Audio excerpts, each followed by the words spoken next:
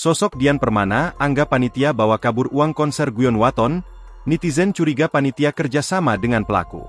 Sosok oknum panitia yang bawa kabur uang konser Lentera Festival di Tangerang tahun 2024. Sosok pelaku diketahui bernama Muhammad Dian Permana Angga. Hal tersebut diungkap lewat Instagram oleh pihak panitia Lentera Fest yang juga merasa dirugikan. Muhammad Dian Permana Angga rupanya membawa kabur uang konser beberapa jam sebelum acara dimulai. Untuk itu, para panitia lainnya meminta bantuan kepada netizen dalam mencari keberadaan pelaku. Kami segenap panitia juga dirugikan oleh orang tersebut. Oknum ini membawa kabur duit sebanyak ratusan juta.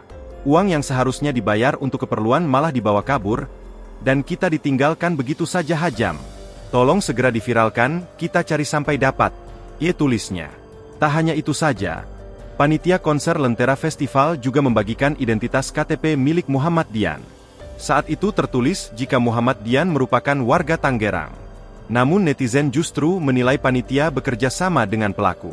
Sebab tahun kelahiran pelaku 1997, berbeda dengan nik yang ditulsikan 94.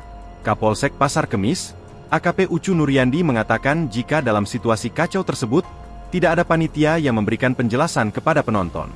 Justru panggungnya enggak diisi-isi sama orang, panitianya malah gak berani memunculkan diri pada saat pelaksanaannya.